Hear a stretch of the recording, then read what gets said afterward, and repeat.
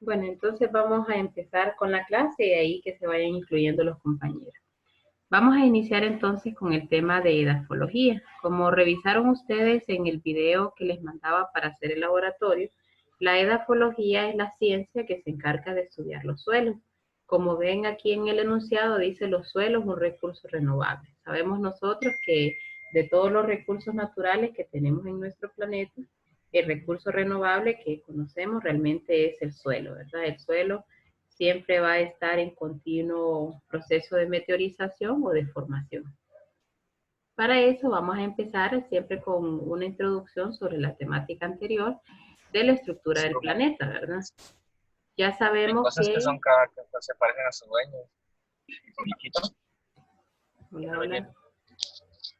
Ah, chucas. Chucte. Chuctes anda vendiendo. ¿Cómo los anda? Chucte. Ok, entonces la Tierra pues sabemos que está formada por capas de atmósfera, que es la que nos rodea a nosotros en la parte gaseosa, hidrosfera, que es el agua, y la gaseosa, que es la capa, eh, pues donde nosotros realmente, la geósfera, perdón, donde nosotros nos paramos, ¿verdad? Esas capas, pues ya sabemos que cada una tiene su función específica. En el caso de la atmósfera es la que nos permite respirar, la hidrosfera es la que nos permite mantener la vida en la Tierra, precisamente por el agua, y la geósfera es donde nosotros plantamos, obtenemos nuestro alimento. Las capas de la Tierra ya lo habíamos estudiado anteriormente, sabemos que la Tierra está constituida por varias capas. En su estructura interna tiene un núcleo interno y externo, un manto superior e inferior y la corteza terrestre, que es donde nosotros caminamos.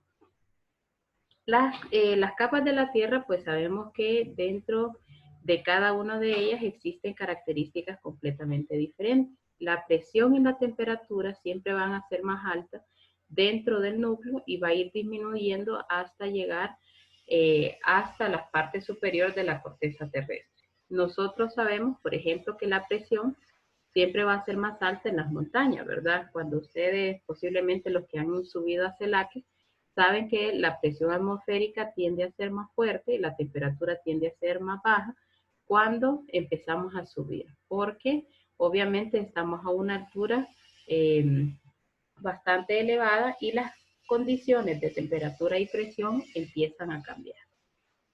La corteza terrestre entonces es la capa más superficial de la estructura de la Tierra y su espesor siempre va a variar de 30 kilómetros en el fondo oceánico hasta 60 en las zonas montañosas. La corteza sabemos que se divide en corteza terrestre y se divide en corteza oceánica, que es toda la capa de la Tierra donde están los organismos vivos. ¿Cómo está formada entonces esta corteza continental y oceánica? Ya sabemos que la corteza continental está formada a partir del suelo que nosotros conocemos y las elevaciones como montañas o volcanes. Y la corteza oceánica es toda la que se encuentra debajo del mar, del agua, de los lagos, lagunas, etc. Dentro de la corteza siempre van a existir algunos procesos que vamos a estudiar más adelante y uno de ellos son el proceso que forma o el magma, ¿verdad? Las erupciones volcánicas y todos estas, el tema de la deriva continental y cómo las placas tectónicas se empiezan a formar entre ellas. Nuestro planeta tiene un mayor contenido de oxígeno. Como ven, el oxígeno en nuestro planeta Tierra es de 46.6%. Luego del silicato, que el silicato es el material sólido que se encuentra en nuestro suelo. Luego tenemos el aluminio, que el aluminio es uno de los componentes del manto superior. El hierro, el calcio, el sodio y en menores cantidades el potasio, el magnesio y otros elementos que podemos encontrar. ¿Qué es la litosfera? La litosfera es la capa superior de la Tierra sólida caracterizada por la rigidez. Esa palabra viene de esfera de piedra. La litosfera es la capa superficial que se encuentra en la corteza terrestre, ¿verdad? La litosfera pertenece a la geósfera o a la corteza terrestre. Está formada por esa corteza terrestre y por zonas antiguas. La más externa nos dice que del manto residual y flota sobre la astenosfera, una capa blanda que forma parte del manto superior. La astenosfera entonces también pertenece a la litosfera, solo que en este caso es una capa más blanda porque sabemos que entre más entramos nosotros a las capas de la Tierra, tienden a hacerse más blandas por el contenido de presión y de temperatura que hay ahí. Luego, para estudiar el suelo, pues sí tenemos que saber algunos conceptos básicos de las rocas, pero las rocas es un tema aparte también, ¿verdad? Las rocas son sustancias minerales y la dureza va a depender del tipo de roca al que estamos estudiando. Puede ser expuesta o puede estar cubierta, y su extensión forma parte importante de la masa terrestre. Las rocas nosotros las encontramos en nuestro planeta a partir de procesos cíclicos. ¿Qué quiere decir cíclicos? Que una roca inicia en un proceso posiblemente sedimentario y se puede formar a metamórfica y a una roca ígnea. Este es el ciclo que vemos nosotros de las rocas y pues casi todo el proceso de formación de rocas, pues podríamos decir que empieza aquí. Como es un ciclo, no es como que hay un inicio y un final, ¿verdad? Pero el hecho de que haya tanta presión y así como vimos nosotros que se formó nuestro planeta Tierra, el hecho de que haya estas grandes temperaturas es lo que permite que se formen las rocas. Cuando la roca se encuentra en esta estructura de magma, que es realmente líquida y es a altas temperaturas, se empieza a solidificar, y se forman las rocas plutónicas. A partir de un proceso de metamorfismo, esas rocas plutónicas se pueden convertir en rocas metamórficas y nuevamente se van a fundir, ¿verdad? Estas rocas magmáticas plutónicas entonces pueden salir a la superficie y a partir de erosiones se pueden formar en rocas sedimentarias. Las rocas sedimentarias son las que encontramos en mayor cantidad en nuestro planeta. Aquí tengo ejemplos de rocas ígneas. Las rocas ígneas que más conocemos pues puede ser esta que ven acá, la letra C, que esta es la piedra pómez. La piedra pómez que aparece en zona volcánica, ¿verdad? Entonces esta es una roca ígnea de las más conocidas que vemos nosotros. Y esta de acá, si se fijan ustedes, la B y la C, tiene parte brillante. Eso quiere decir que tiene contenido de cuarzo, o sea, de minerales que ya habíamos estudiado. Las rocas metamórficas pasan por otro proceso de transformación que se llama metamorfismo y provienen de las rocas ígneas, ¿verdad? Entonces, si ven ustedes, todavía tienen como esas coloraciones brillantes, pero tienden a ser completamente diferentes. Y luego tenemos las rocas sedimentarias, que son todas las rocas que nosotros vemos en el suelo, ¿verdad? Que son esas grises que contienen grandes cantidades de silicato. Entonces, en sí, para el estudio del suelo, pues decíamos al inicio, la edafología es la ciencia que estudia el suelo, la composición, la estructura, la clasificación, la formación y las potencialidades agrícolas. Todas las personas que son ingenieros agrícolas, por ejemplo, o agrícolas empíricos, tienen que conocer el estudio precisamente de la edafología. El suelo constituye un conjunto complejo de elementos físicos, químicos y biológicos. Dentro del suelo nosotros vamos a estudiar esas características físicas que son las observables, las químicas que son referentes a los elementos o composiciones y las biológicas que son las que permiten que se puedan hacer plantaciones. ¿Cuáles son los factores para formación de la tierra? Pues la primera es la roca madre, ya vamos a ver más adelante qué es esto de roca madre. Los organismos que se encuentran dentro del suelo, eso determina cuáles van a ser los factores del suelo, el clima en donde se encuentra el suelo, la topografía, o sea, los relieves y toda la forma que va a tener, y el tiempo, ¿verdad? A lo largo del tiempo ya estudiamos que los suelos se van formando a partir de estratificación. Entonces, ¿cuáles son los componentes del suelo? El componente del suelo son una fracción gaseosa, una líquida y una sólida. Dentro de la fracción gaseosa está el aire, la fracción líquida está el agua y la sólida es la materia orgánica y los minerales. y vemos que la mayor composición del suelo obviamente es fracción sólida, ¿verdad? Que son los minerales y toda la materia orgánica que encontramos en él. ¿A qué se refiere materia orgánica? Pues se refiere a los organismos vivos, microscópicos, bacterias, protozoos y las raíces y los árboles. ¿Cuál es el proceso entonces de formación del suelo? Para que se forme el suelo se necesita iniciar con el lecho rocoso cuando empieza a desintegrarse. Cuando es a partir de lluvias o procesos atmosféricos fuertes, entonces se empieza a desintegrar la roca que nosotros conocemos como roca madre, ¿verdad? La roca principal. Esa roca madre entonces va permitiendo que a partir de erosiones, recordemos que las erosiones es la caída del suelo, se vaya formando otras capas de suelo encima de él. Entonces en este caso ya tenemos rocas encima de la roca madre que dan inicio a la materia orgánica.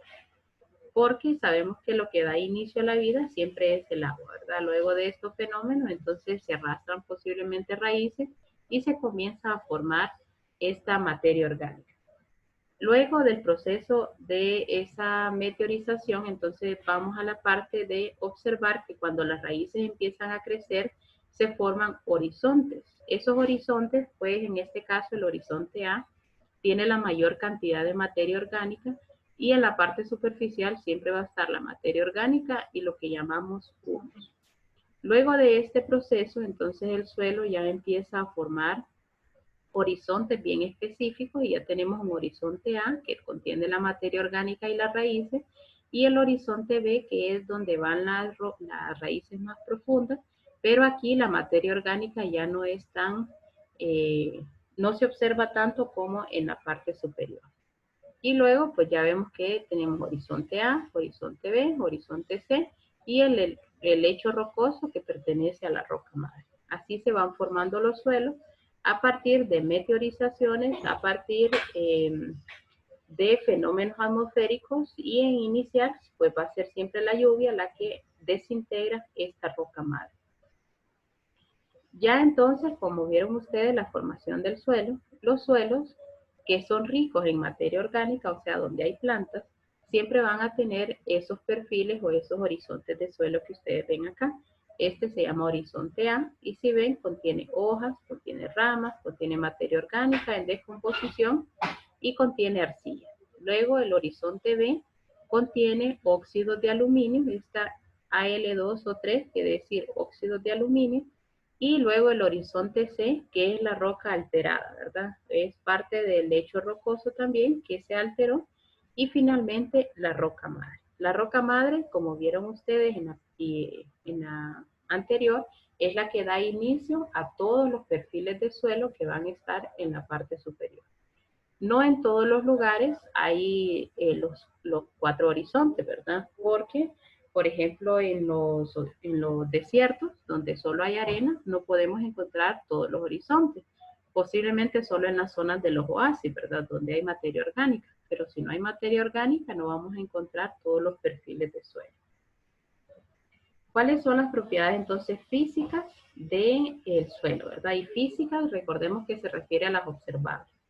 La física es la coloración. En el caso de los suelos oscuros y negros, esto quiere decir que contienen bastante materia orgánica, los suelos oscuros y negros. Cuando ustedes, bueno, posiblemente su mamá o ustedes, si les gusta plantar, para poder plantar ustedes necesitan suelos oscuros o negros, ¿verdad? O el abono que le llamamos, que ese siempre es negro y contiene ciertos materiales de raíces.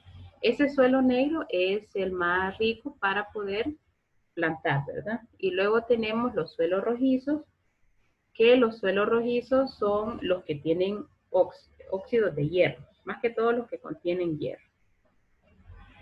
Por ejemplo, el planeta Marte, ¿verdad? El planeta Marte sabemos que tiene esa coloración roja precisamente porque tiene hierro en su estructura. Los suelos amarillos son los suelos que contienen ácidos. Por ejemplo, donde se plantan los pinos tienen suelos amarillos, precisamente porque los pinos pueden estar en soluciones ácidas, ¿verdad? O puede estar en suelos ácidos. Esos suelos amarillos no son útiles para plantar cualquier tipo de planta, más que todo son para las gimnospermas o las plantas que tienen conos, ¿verdad? Que son coníferas, que no tienen flores ni frutas. Y luego los suelos blancos son los que contienen mayormente silicatos, que son suelos que nos sirven completamente para plantar. Un ejemplo de los suelos blancos es la zona de la universidad, por ejemplo. Ustedes se han fijado que allá en la universidad muy pocas plantas crecen, ¿verdad? O si plantamos un aguacate o un mango, cuesta que crezca porque son suelos blancos. Y los que más crecen son los eucaliptos, que los eucaliptos, al igual que los pinos, pueden estar en suelos ácidos o en suelos blancos. Otra característica física que tenemos es la textura. La textura va a depender de las partículas y el tamaño que se encuentren en el suelo. Dentro de esas partículas tenemos los fragmentos rocosos, que son los superiores a 2 milímetros. Si ya revisaron el video sobre el laboratorio, los fragmentos rocosos realmente se refieren a la grava, ¿verdad? La grava, que es la misma grava que se utiliza para construcción. La arena son los que tienen diámetros de 0.05 a 2 milímetros, pueden ser gruesas, finas o muy finas. Estas arenas son las que se encuentran en las playas, ¿verdad?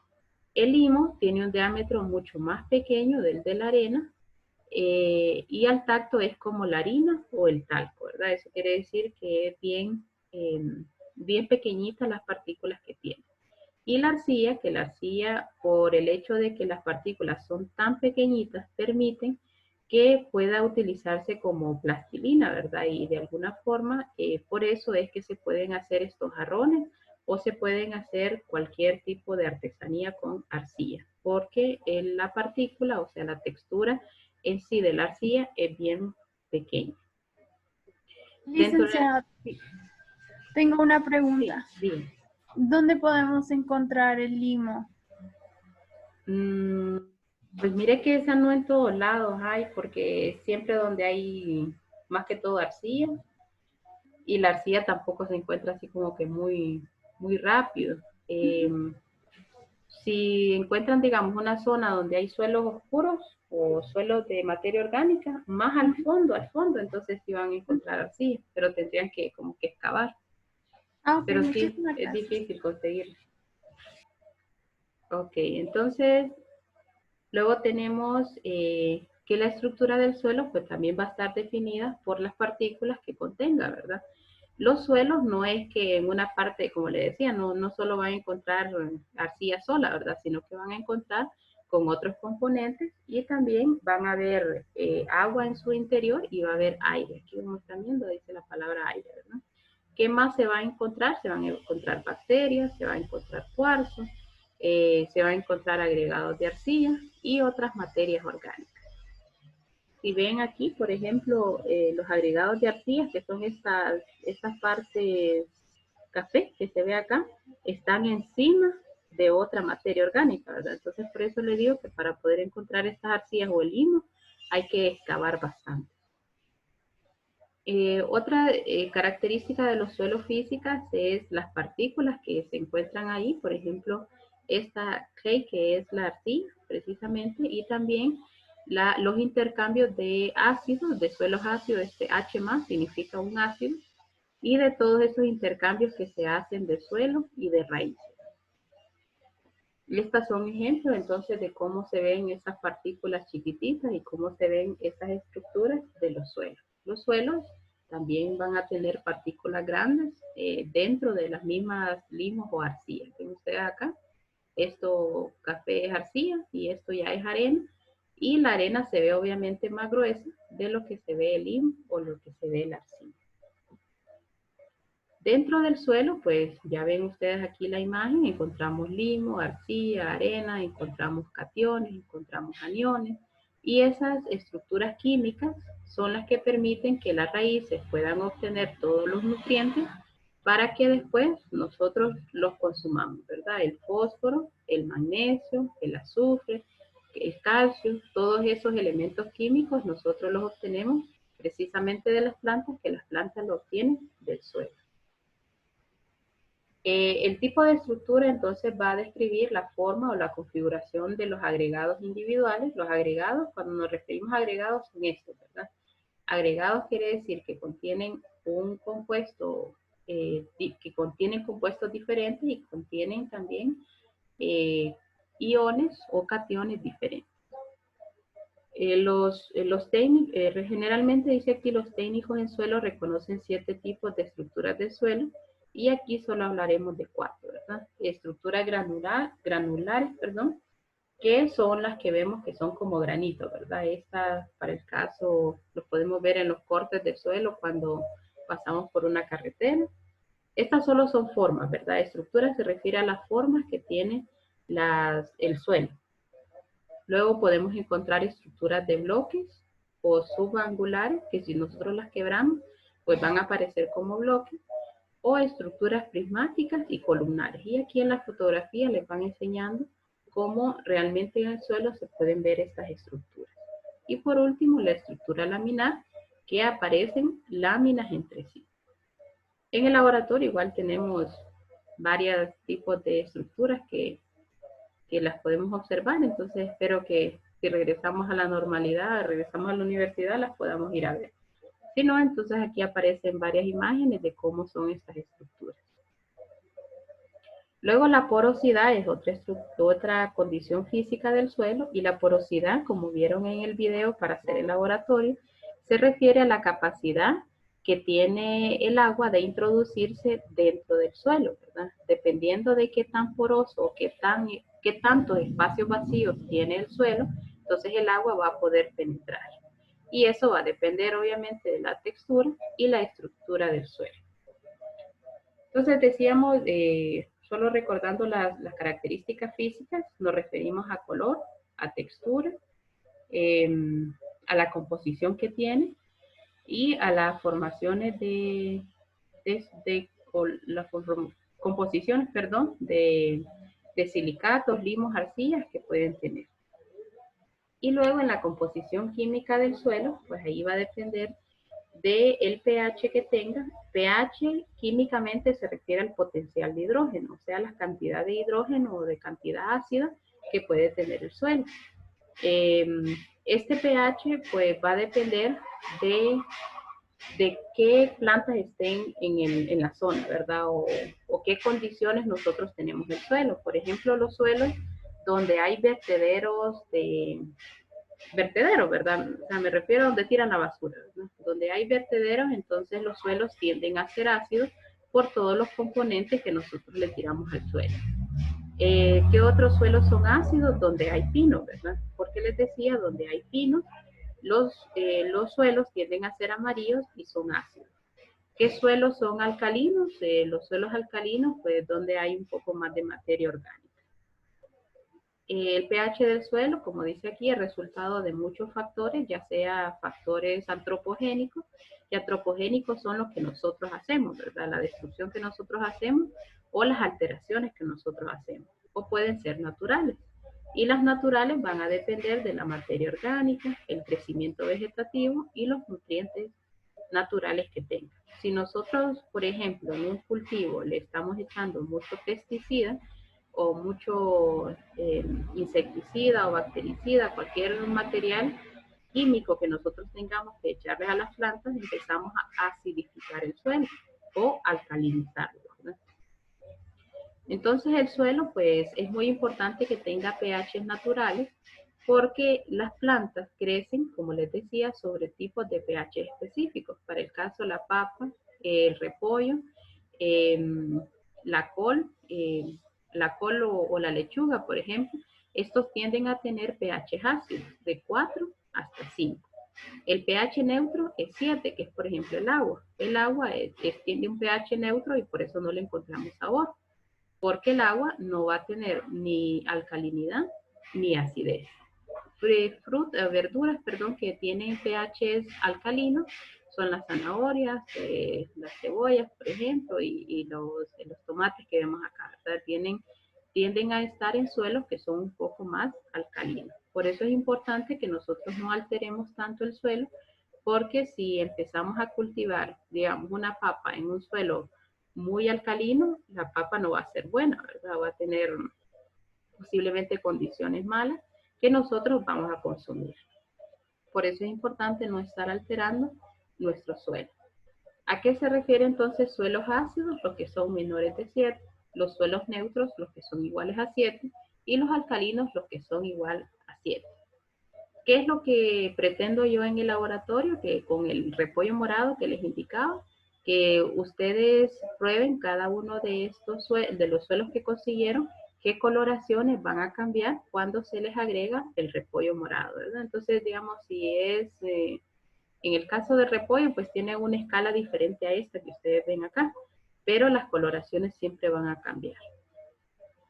El suelo, pues sabemos, también tiene procesos de degradación y esa degradación son antropogénicas, ¿verdad? Y algunas son biológicas o naturales, ¿verdad? En cuanto a la degradación física, puede ser el endurecimiento, puede ser la erosión, que la erosión puede ser a partir de agua, como dice aquí, erosión hídrica, o erosión eólica, a partir de grandes vientos. La degradación química es por la destrucción de la fertilidad, el desequilibrio elemental, que habla de la solcidificación, los componentes tóxicos y la acidificación. Estas degradaciones químicas son siempre antropogénicas, o sea, por el humano, ¿verdad? Somos nosotros los que siempre estamos echando estos materiales químicos que empiezan a degradar el suelo. Y en cuanto a las biológicas, puede ser la reducción de micro y macrofauna, o sea, los cortes que hacemos nosotros de la degradación de la fauna natural. O sea que llegamos y lo que queremos es construir una zona, no reservarla, y eso es una destrucción o una reducción de la micro y macrofauna. Y también pérdida de la materia orgánica. Cuando los sembradores, por ejemplo, tienen que hacer una siembra, sé que hay procesos que los hacen a partir de barridos y otros los hacen a partir de quemas, ¿verdad? Las quemas también son parte de degradación del suelo. Los suelos se empiezan a acidificar cuando se hacen esas quemas y por tanto se van destruyendo. Y bueno, finalmente hubo un mensaje ahí muy bonito que apareció en la presentación. Dice, si supiera que el mundo se ha de acabar mañana, yo hoy aún plantaría un árbol, ¿verdad? Martin Luther King, que sabemos que fue uno de los grandes defensores de los derechos en aquel momento de los negros y los derechos humanos como tal. Entonces, en general, pues ese es el estudio de los suelos. No sé si tienen dudas del tema o dudas del laboratorio que tienen que estar trabajando.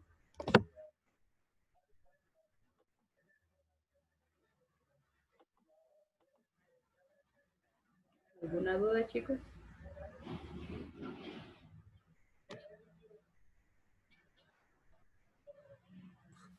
Licenciada, yo no encontré repollo morado. No, ¿verdad? Sí, es bien difícil. Es que está bien difícil aquí. Sí, me imagino. No, por eso les decía que si no lo encuentran, pues no hay ningún problema. Lo bueno sería como verlo en internet. Busque así como un video de qué es lo que pasa cuando se usa col morada. Pero no podemos usar otra hortaliza o otra verdura. No, solo esa. Solo esa permite identificar pH. No hay ninguna otra. Vamos a seguir buscando a ver qué onda. Vaya, pues. Gracias. Ok. Licenciada, Sí, buenos días. buen día. Fíjese que yo vivo en un área donde realmente cuesta mucho encontrar tierra, pero solo había un lugar donde pude encontrar, entonces un amigo me sugirió que excavara Ajá. 40 centímetros y que sacara una pieza de tierra, una Sí. muestra. Sí. Y luego cavara 20 centímetros más y cogiera otro pedazo. Y así hice con las muestras, no sé Sí. si está bien. No, excelente. Por eso le decía que como los suelos van uno encima del otro y siempre va a tener composiciones diferentes. Está bien. Muy, muy bien. Okay. Perfecto. Lick, Sí. es lo mismo, bueno, no tan igual, iba a preguntar yo, porque yo solo logré conseguir, bueno, ahorita tengo 3 tipos de tierra, uno que es de mi jardín, uno que se queda en una macetera que es diferente color, porque es como más negrita la tierra, y la que tengo en el jardín es más como gris, y otra que le fui a robar a mi abuelita, que es así que sacan de adobe, sí, es, no sé si estará bien así. Igual, si ustedes me dicen, yo ya no logro conseguir más de 3 o 4, entonces me escriben porque sé que tampoco es que pueden andar en todos lados consiguiendo tierra. Gracias. Pero no vamos a ocupar tanta tierra, ¿verdad? O solo un poquitito, va. Por eso es Bueno. 1 libra. La muestra, cuando hablamos de una muestra, es 1 libra. Ah, Sí, porque como la vamos a usar varias veces para hacer varias pruebas, entonces no me pueden quedar sin tierra para hacerle las pruebas totales. vale. Sí. Ok. Bueno, entonces si no tienen más preguntas, ya saben que se pueden estar escribiendo. Y el laboratorio como tal, el reporte como tal, se los dejé hasta la otra semana para que puedan estarlo trabajando, ¿verdad? Ok, entonces cuídense mucho y nos seguimos viendo. Adiós, Liz. Bye. Bye bye. Adiós, Lee.